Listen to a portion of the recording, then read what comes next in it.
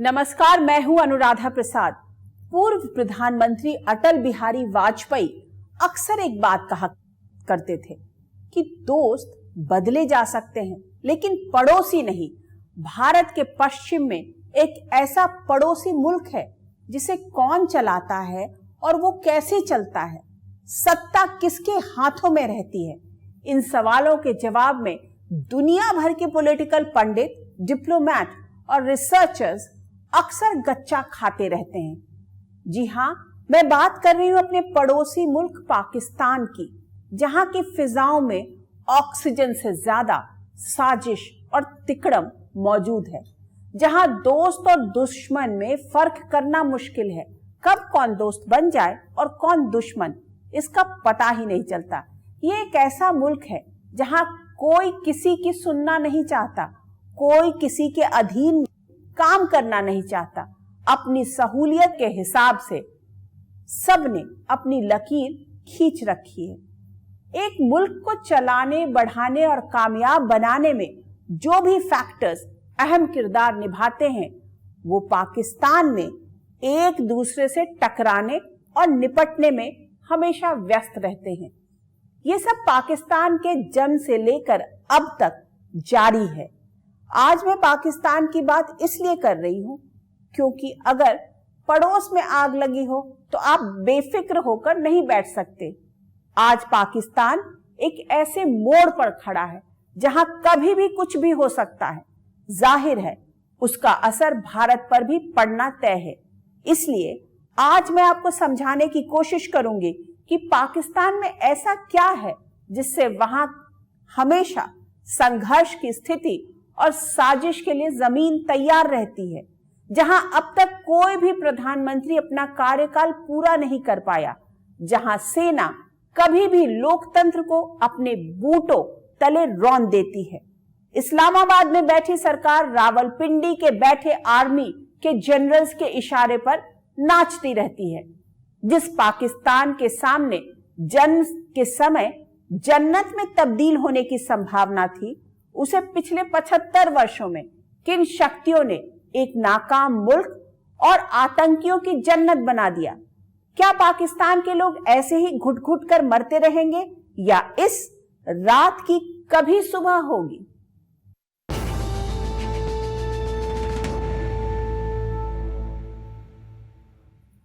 पाकिस्तान के पहले प्रधानमंत्री की सरेआम गोली मारकर हत्या कर दी गई। एक पूर्व प्रधानमंत्री को फांसी पर लटका दिया गया। एक सैन्य तानाशाह की हवाई दुर्घटना में रहस्यमय तरीके से मौत हो गई। कई पूर्व प्रधानमंत्रियों को जेल की हवा खानी पड़ी तो कईयों को विदेश भागना पड़ा। ये पाकिस्तान के सत्ता पुराण और रक्त चरित्र का छोटा सा परिचय है। ऐसे में भला क्रिकेट की पिच से प्रधानमंत्री की कुर्सी तक पहुंचने वाले इमरान खान, जिन्हें पहले से ही इलेक्टेड नहीं सिलेक्टेड कहा जाता था, कैसे बच के रह सकते हैं? सबसे पहले यह समझते हैं कि पाकिस्तान के मौजूदा उथल पुथल और कोहराम की स्क्रिप्ट कैसे तैयार हुई। इसमें पर्दे के पीछे के खिलाड़ी कौन है और वो कौन सी चाल चल रहे हैं।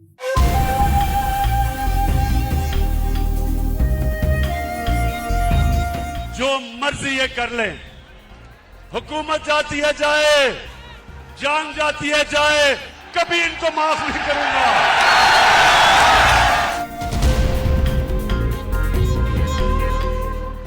इस्लामाबाद के परेड ग्राउंड पर सिर्फ पाकिस्तान ही नहीं, पूरी दुनिया की नजर थी। अपनी सियासी जिंदगी में सबसे मुश्किल दौर से गुजर रहे प्रधानमंत्री इमरान खान ने अपने विरोधियों पर जमकर हमला बोला। छोटा चोर मुल्क को तबाह नहीं करता, बड़ा डाकू मुल्क को तबाह करता है। जिस तरह के ये थ्री स्टूजेस, ये तीन चूहे, ये जो इकट्ठे हुए हैं, 30 साल से मुल्क को लूट रहे हैं। ये 30 साल से ये इस मुल्क का खून चूस रहे हैं। इनकी अरबों अरबों डॉलर्स, रुपए की नहीं, इनकी डॉलर्स की प्रॉपर्टीज बाहर पड़ी हैं, इनके ऑफशोर बैंक अकाउंट्स हैं। और ये सारा ड्रामा हो रहा है कि किसी तरह जनरल मुशर्रफ की तरह इमरान खान घुटने टेक के इन सबको एनआरओ दे दे। समर्थकों के जोश को देखते हुए इमरान खान ने एक ऐसा दाव दमदार तरीके से आगे बढ़ाया जो पाकिस्तान के जन्म का आधार बना था, जिसे पाकिस्तानी हुक्मरानों ने आगे बढ़ाने में कोई कसर नहीं छोड़ी। उससे भी एक कदम और आगे बढ़ने की कोशिश इमरान खान ने की। ये याद रखें कि हमारे नबी सल्लल्लाहु अलैहि वसल्लम रहमतुल आलमीन थे। हमारा जो खुदा है वो रब्बुल आलमीन है, सब इंसानों के वो खुदा हैं, और हमारे नबी सब इंसानों के लिए रहमत बन के आए। इसका मतलब क्या कि जो भी इंसानी माशरा उनके अहकामात पे चलेगा, अल्लाह की बरकत आएगी, वहां उस माशरे पे अल्लाह की नेमतें आएंगी।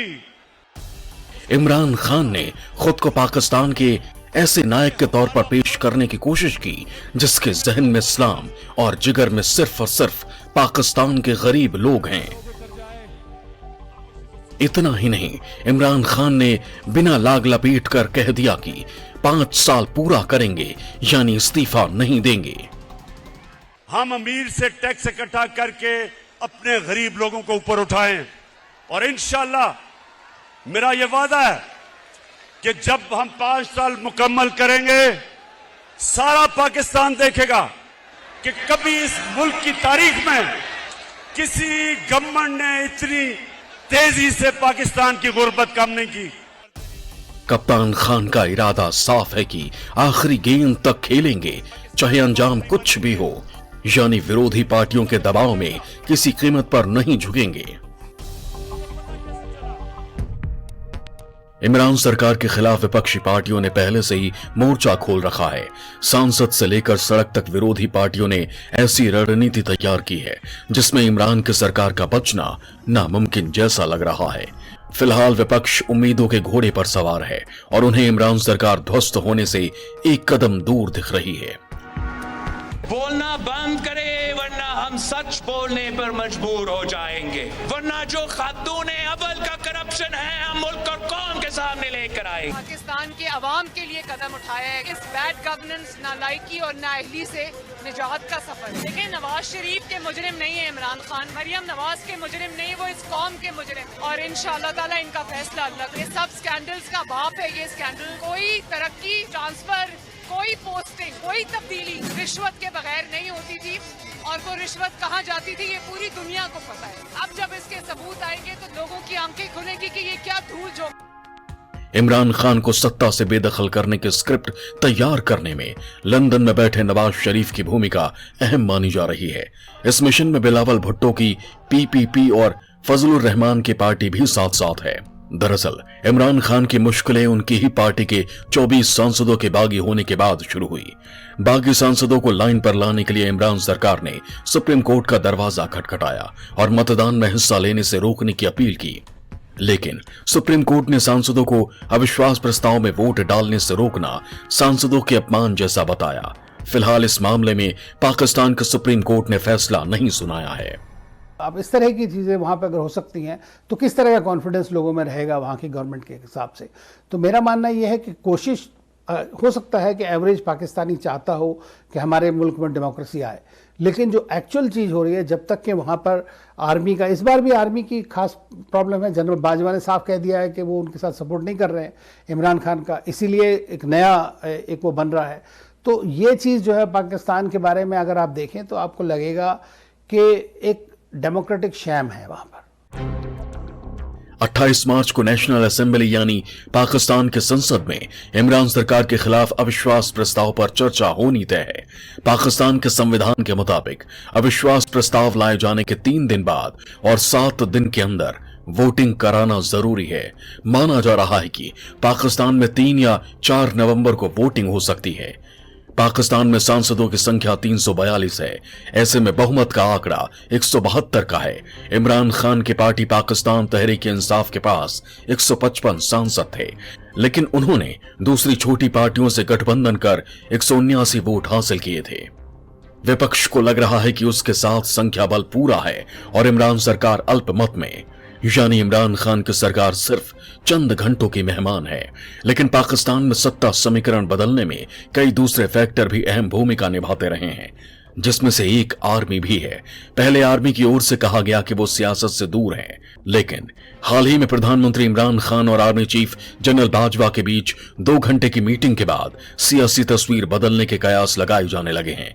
माना जा रहा है कि इमरान खान जनरल बाजवा को यह समझाने में कामयाब रहे कि नवाज शरीफ ने फर्जी मेडिकल सर्टिफिकेट के जरिए मुल्क को धोखा दिया। सुप्रीम कोर्ट के जजों को प्रभावित करने की अभी से नवाज शरीफ कोशिश कर रहे हैं। चुनाव आयोग को भी अपने पक्ष में मिलाने की कोशिश शरीफ खानदान कर रहा है। उसके बाद नवाज शरीफ के निशाने पर आर्मी और उसके जनरल होंगे। माना जा रहा है कि इमरान खान ने जनरल बाजवा को बताया कि नवाज शरीफ एक ऐसे घाघ सियासी सूरमा है जो अपने एम्पायर खड़े कर संस्थाओं को प्रभावित करते हैं और अपने हक में फैसले करवाते हैं। इमरान खान की दलीलों से जनरल बाजवा कितने प्रभावित हुए, ये तो आने वाले दिनों में पता चलेगा। दूसरी ओर पाकिस्तानी मीडिया के सूत्रों के मुताबिक खुफिया एजेंसियों ने प्रधानमंत्री इमरान खान को सांसदों की खरीद फरोख्त से जुड़े सबूत सौंपे हैं। कहा यह भी जा रहा है कि इमरान खान की पार्टी उन धन कुबेरों को अपने पाले में लाने में कामयाब हो चुकी है जो विरोधी पार्टियों के इशारे पर सांसदों की तोड़फोड़ में मदद कर रहे थे। अब सवाल उठता है कि अगर इमरान खान की सरकार बच जाती है तो पाकिस्तान आर्मी के जनरलों को क्या फायदा होगा। इमरान सरकार पहले ही जनरल बाजवा को एक्सटेंशन दे चुकी है। ऐसे में 29 नवंबर 2022 को आर्मी चीफ के पद से जनरल बाजवा रिटायर हो जाएंगे, लेकिन उससे पहले ही इमरान सरकार उनका कार्यकाल फिर से बढ़ा सकती है और इसमें उन्हें कोई खास दिक्कत भी नहीं होगी। ऐसे में सेना को साधना इमरान के लिए बड़ी मुश्किल नहीं है, लेकिन विरोधी पार्टियों को शांत करने के लिए अगर आर्मी चीफ बाजवा की ओर से इमरान खान के सामने जल्द से जल्द चुनाव करवाने की शर्त रखी गई तो कोई बड़ी बात नहीं होगी। इमरान खान के खिलाफ पाकिस्तान में एकजुट हुई पार्टियों के बीच अभी से मतभेद की खबरें भी सामने आने लगी हैं।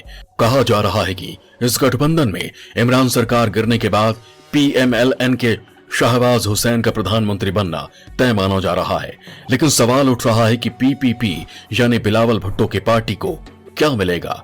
गठबंधन में शामिल दूसरी पार्टियों को कैसे खुश किया जाएगा, और उससे भी बड़ी बात, ये पार्टियां कितने दिनों तक एकजुट रह पाएंगी। इमरान खान आज जिस दौर से गुजर रहे हैं वो पाकिस्तान के मिजाज से अलग नहीं है। ऐसा नहीं है कि इमरान खान को अपने दोस्तों और दुश्मनों का अंदाजा नहीं होगा। बदले समीकरण में इस्लामाबाद से रावलपिंडी तक, लाहौर से कराची तक पाकिस्तान के पावर एलीट अपने नफा नुकसान का हिसाब लगा रहे होंगे। राजनीतिक अनसर्टेनिटी, महंगाई और बेरोजगारी समेत हजारों मुसीबतों से जूझ रहे पाकिस्तान के 20 करोड़ लोग संभवतः ये सोच रहे होंगे कि पिछले 75 सालों में कहां कहां गलतियां हुई जिसके कारण उनका मुल्क इतना पिछड़ गया और पड़ोसी देश भारत इतना आगे बढ़ गया। आजादी के समय दोनों मुल्कों की परिस्थितियां कमोवेश एक जैसी थी। कुछ मामले में पाकिस्तान की स्थिति भारत से बेहतर थी, लेकिन आजादी के बाद भारत ने अपने सबसे बड़ी ताकत संविधान को बनाया, संवैधानिक संस्थाओं की मजबूती में पूरा जोर लगाया। जबकि पाकिस्तान का संविधान बनने से पहले ही पाकिस्तान में लॉ ऑफ नेसेसिटी यानी जरूरत का कानून पास हो चुका था। इससे सेना को लोकतांत्रिक सरकार को बर्खास्त करने की ताकत मिल गई। यहीं से पाकिस्तान में लोकतांत्रिक संस्थाओं और व्यवस्थाओं की उल्टी गिनती शुरू हो गई।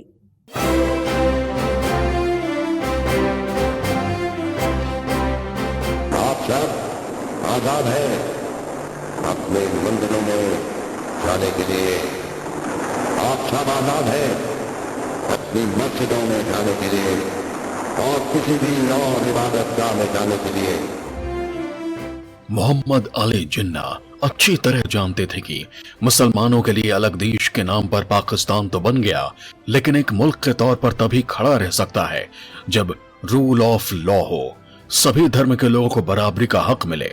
ऐसे में उनकी बातें पाकिस्तान में लोगों को अच्छी नहीं लग रही थी। जिस लियाकत अली को जिन्ना ने प्रधानमंत्री बनवाया, वही जिन्ना को किनारे लगाने में जुट गए। पाकिस्तान में संविधान की कोई मीनिंग नहीं है। पाकिस्तान जो है वो वहाँ के ऊपर धर्म के नाम पे वो मुल्क बना, और वो धर्म के नाम पे जो भी मुल्क बनता है वो चल नहीं पाता। पाकिस्तान में सत्ता के लिए साजिश इस कदर शुरू हुई कि अक्टूबर 1951 में एक अफगान युवक ने लाखों की भीड़ के सामने लियाकत अली की गोली मारकर हत्या कर दी। खुद के भीतर ही पाकिस्तान उलझता जा रहा था। पाकिस्तान का संविधान 1956 में बनकर तैयार हुआ। करीब 2 साल ही पाकिस्तान में हुकूमत संविधान के मुताबिक चली। 1958 में जनरल अयूब खान ने तख्ता पलटकर सत्ता हथिया ली और संविधान को भंग कर दिया। देखिए, पहला बार वहाँ का संविधान जो 56 में हुआ, 1956 में पहली बार, और 2 साल के अंदर ही और उसको जो है जनरल क्या नाम था उनका, उन्होंने उसको 58 में ही सस्पेंड कर दिया। उसके बाद देखिए दोबारा से 77 में आकर के लगा, तो 78 में फिर आप जियाउल हक ने उसको खत्म कर दिया। अवाम और आईन यानी संविधान की ओर कोई ध्यान नहीं देना चाहता था। साल 1962 में पाकिस्तान का दूसरा संविधान बना। इसमें इस्लामिक मूल्यों को बरकरार रखा गया, लेकिन राष्ट्रपति को बहुत ताकतवर बना दिया गया। उसके बाद जनरल याह्या खान ने अपने हिसाब से संविधान में बदलाव करवाया। मतलब पाकिस्तान में अपनी सहूलियत के हिसाब से हुक्मरान संविधान से खेलते रहे। मैं अपना आइन देता हूं, और याह्या खान ने भी कहा कि मैंने बड़ी कोशिश की कि असेंबली यानी अवाम आइन बनाए। आइन अवाम नहीं बना सकते, मैं अपना आइन दूंगा। पाकिस्तान के लोगों के नब्ज को टटोलते हुए जुल्फिकार अली भुट्टो ने सैन्य तानाशाही के खिलाफ मोर्चा खोल दिया और संविधान बनाने की कोशिशें शुरू हुईं। 1973 में पाकिस्तान को तीसरा संविधान मिला, जिसमें संसदीय व्यवस्था को अपनाया गया, प्रधानमंत्री को सरकार का प्रमुख बनाया गया और उर्दू को मुल्क की राष्ट्रीय भाषा। कड़वा सच यही है कि कभी पाकिस्तान आईन यानी संविधान के हिसाब से चला ही नहीं। हुक्मरानों ने हमेशा संविधान को अपनी सहूलियत के हिसाब से इस्तेमाल किया, और इसी का नतीजा है कि आज पाकिस्तान बर्बादी के कगार पर खड़ा है। मोहम्मद अली जिन्ना ने मुस्लिमों के लिए जिस पाकिस्तान को बनाया, वहां भी मुसलमान पंजाबी, सिंधी, बलोच, पठान, शिया, सुन्नी, मुहाजिर, हाजरा, अहमदिया और कई दूसरे फिरकों में बटे हुए हैं। अहमदिया को तो मुसलमान मानते भी नहीं हैं। मतलब पाकिस्तान के भीतर भी मुसलमानों की पहचान कई टुकड़ों में बटी हुई है, जिनमें आपसी संघर्ष होता रहता है।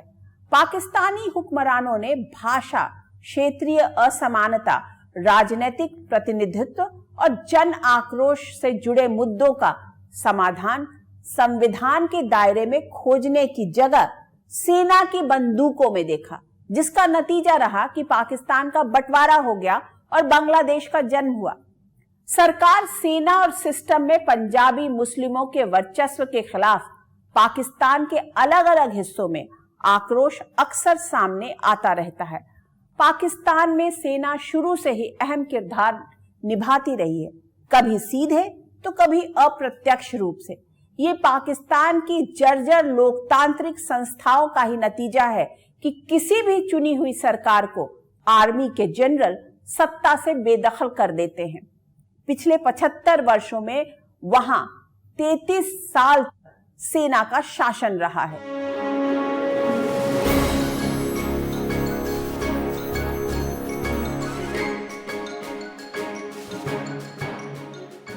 पाकिस्तान के वजूद में आने के बाद लोकतंत्र को मजबूती देने वाली संस्थाओं को ताकतवर बनाने की जगह कमजोर करने का भीतर खाने खेल शुरू हो गया, जिसका नतीजा रहा कि 1947 से 57 के बीच यानी 10 साल में 7 प्रधानमंत्री बदले। राजनीतिक अस्थिरता के बीच पाकिस्तान में सेना मजबूत होने लगी। बदली परिस्थितियों का फायदा उठाते हुए जनरल अयूब खान मुल्क के सर्वसर्वा बन गए और सत्ता पहली बार सेना के हाथों में आ गई। जनरल अयूब खान अपने तरीके से पाकिस्तान को चलाने लगे। उस दौर में मुल्क के अलग अलग हिस्सों में आक्रोश भड़क रहा था। 1960 के दशक में पाकिस्तान के बंगाल, सिंध और बलूचिस्तान में भाषा को लेकर बड़ा आंदोलन चला। वो साल 1962 का था। जनरल अयूब खान ने पूरे पाकिस्तान को एक यूनिट में बदलने का फैसला किया। पश्चिमी पाकिस्तान में स्वात घाटी में कई कबायली इलाके थे जिनकी अपनी संस्कृति थी। लोग अयूब खान के इस फैसले से नाराज हो गए। बलूचिस्तान और पख्तूनिस्तान की आजादी छीन ली गई। पूर्वी बांग्लादेश में लोग सड़कों पर उतर आए। पाकिस्तान में सिर्फ पंजाबी मुसलमानों का दबदबा दिख रहा था। देखिए, पाकिस्तान की गवर्नेंस में, वहाँ की सिविलियन और आर्मी इंस्टीट्यूशंस में पंजाबी मुस्लिम्स का काफ़ी वर्चस्व है और बोलबाला है। इसी के चलते हुए वहाँ के दूसरी कम्युनिटीज़ जैसे खासतौर से सिंधीज़ और बलोच, ये अपने आप को बहुत ही निगलेक्टेड और डिस्क्रिमिनेटेड अगेंस्ट मानते हैं। वो साल 1965 का था। पाकिस्तान में अमेरिका जैसी राष्ट्रपति शासन प्रणाली लागू करने वाले अयूब खान ने चुनाव कराने का फैसला किया। वो खुद मुस्लिम लीग के उम्मीदवार बने। उनके सामने थी मोहम्मद अली जिन्ना की बहन फातिमा जिन्ना। उन्हें भी अच्छे खासे वोट मिले, लेकिन जनरल अयूब इलेक्टोरल कॉलेज के जरिए चुनाव जीत गए। उनकी जीत पर सवाल उठे। इस बीच उन्होंने भारत के खिलाफ जंग छेड़ दी, लेकिन जंग के नतीजों ने उनकी छवि को जबरदस्त नुकसान पहुंचाया। ऐसे में उन्होंने राष्ट्रपति की कुर्सी छोड़ने में बेहतरी समझी और सत्ता अपने आर्मी चीफ याह्या खान को सौंप दी। जब भी प्रॉब्लम आती थी तो सेना को हस्तक्षेप करना पड़ता था और सत्ता स्वयं ले लेती थी। संविधान को वो सस्पेंड कर देते थे, मार्शल लॉ डिक्लेयर कर देते थे। जनरल याह्या खान पाकिस्तान में उठने वाली हर आवाज को फौज और बंदूक की नोक पर दबाने में जुट गए। पूर्वी पाकिस्तान यानी आज के बांग्लादेश में इस्लामाबाद और रावलपिंडी में बैठे हुक्मरानों के इशारे पर जुल्म शुरू हुआ। बांग्ला भाषी मुसलमानों ने बगावत का झंडा बुलंद कर दिया। भारत ने पूर्वी पाकिस्तान में आजादी और मानवता के नाम पर लड़ाई लड़ी तो पाकिस्तान को सरेंडर करना पड़ा। बांग्लादेश एक आजाद मुल्क बना। पाकिस्तान टूट गया। पाकिस्तान की टूट का ठीकरा याह्या खान के सिर फूटा। ऐसे में उन्होंने मुल्क की कमान जुल्फिकार अली भुट्टो को सौंप दी। भुट्टो ने साल 1976 में जनरल जिया उल हक को आर्मी चीफ बनाया। उन्होंने जुल्फिकार अली भुट्टो का तख्ता पलटकर खुद सत्ता हथिया ली और बाद में जुल्फिकार अली भुट्टो फांसी पर लटका दिए गए। जनरल जिया ने मुल्क में शरिया कानून लागू किया, जिससे पाकिस्तान धार्मिक कट्टरता के राह पर तेजी से बढ़ा। कश्मीर में प्रॉक्सी वॉर भी इसी दौर में एक रणनीति के तहत तेज किया गया। उन्होंने मुल्क के भीतर कट्टरपंथियों को बढ़ावा देने में भी कोई कसर नहीं छोड़ी, जिन्हें कूटनीतिज्ञों की भाषा में नॉन स्टेट एक्टर कहा जाता है। साल 1988 में जनरल जिया की एक विमान हादसे में मौत हो गई। इसे पाकिस्तान में एक बड़ा तबका साजिश के एंगल से देखता है। इसके बाद पाकिस्तान की सियासत में दो ध्रुव मजबूती से उभरे। एक की अगुवाई जुल्फिकार अली भुट्टो की बेटी बेनजीर भुट्टो कर रही थी और दूसरे की नवाज शरीफ। नवाज शरीफ का सियासी उदय जनरल जिया के दौर में ही शुरू हो चुका था।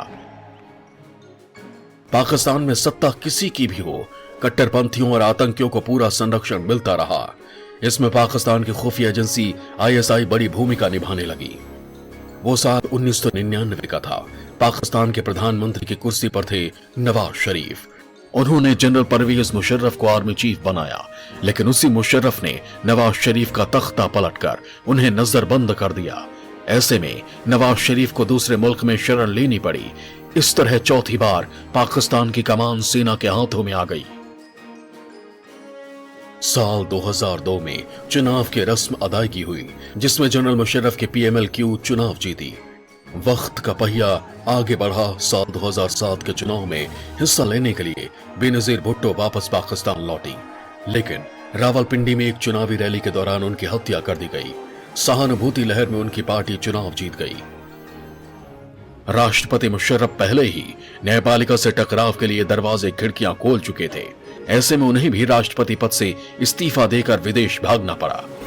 साल 2013 में PMLN सत्ता में आई।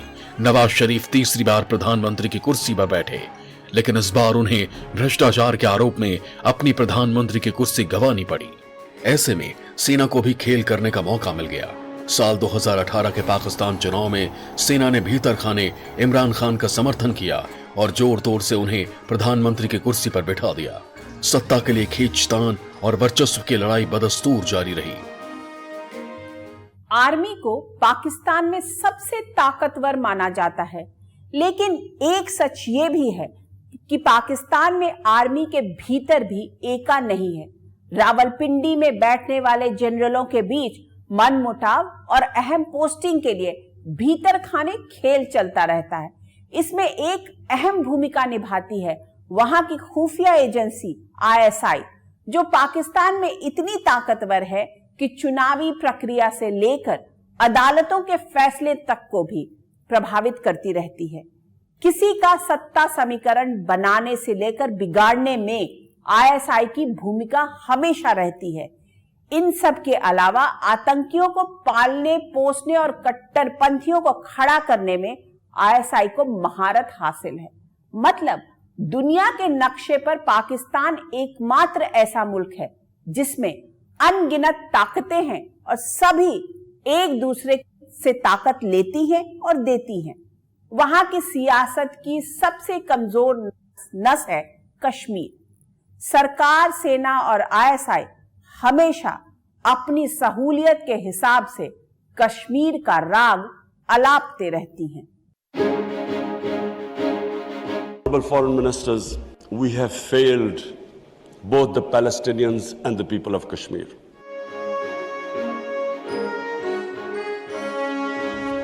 जब इमरान खान की प्रधानमंत्री वाली कुर्सी खतरे में आई तो उन्होंने मुस्लिम देशों के सबसे बड़े मंच यानी ऑर्गेनाइजेशन ऑफ इस्लामिक कोऑपरेशन में कश्मीर राग छेड़ दिया।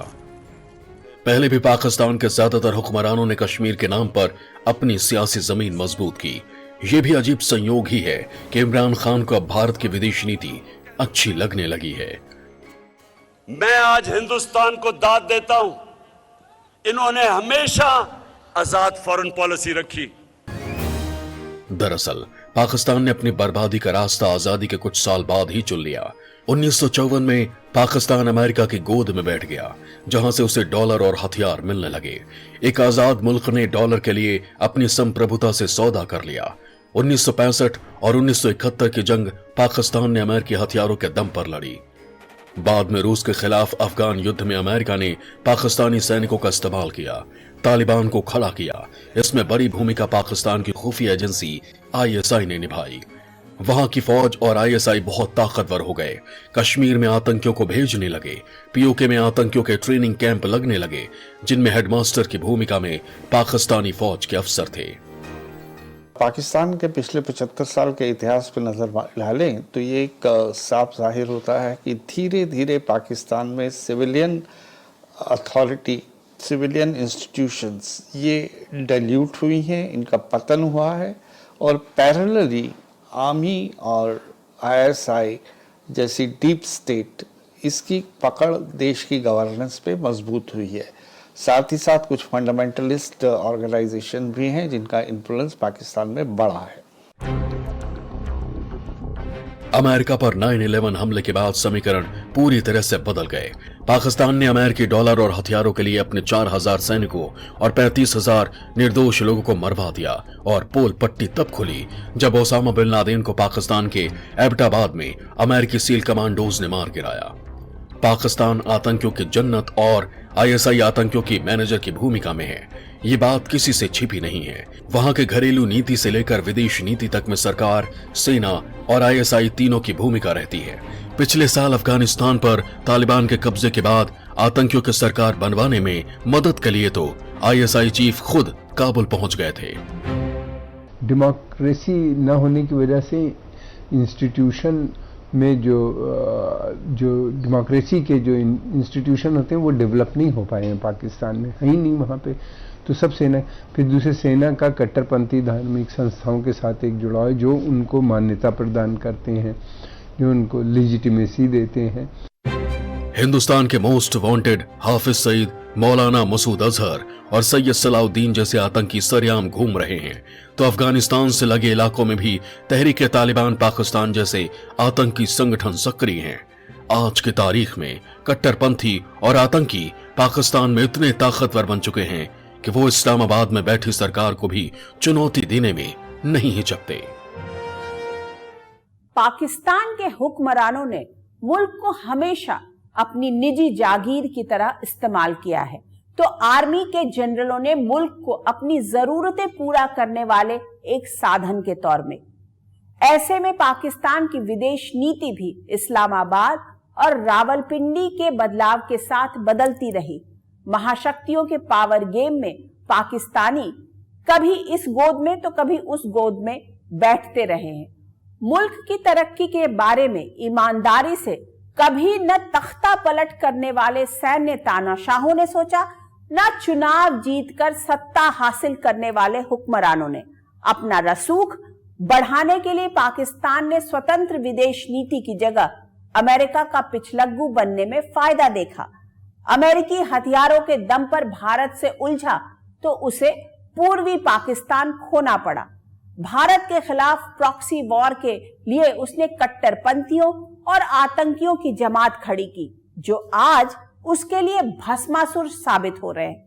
दुनिया में पाकिस्तान की गिनती एक फेल्ड नेशन के तौर पर होती है। अगर मेडिकल साइंस के लिहाज से देखा जाए तो एक देश के रूप में पाकिस्तान की तुलना वेंटिलेटर पर पड़े उस मरीज से हो सकती है जिसके ज्यादातर अंगों ने काम करना बंद कर दिया और जिसे कोई चमत्कार ही बचा सकता है। पाकिस्तान अगर मौजूदा सियासी उथल पथल से उबर भी जाए तो भी उसके टूटने का खतरा ज्यों का त्यों बना रहेगा। आज के इस एपिसोड में बस इतना ही। अगले हफ्ते आपसे फिर मुलाकात होगी किसी ऐसे मुद्दे के साथ जिसे जानना और समझना हम सब के लिए बहुत जरूरी होगा। तब तक के लिए मुझे दीजिए इजाजत। निष्पक्ष खबर और अपने हक से जुड़े मुद्दों के लिए आप देखते रहिए न्यूज़ 24। नमस्कार।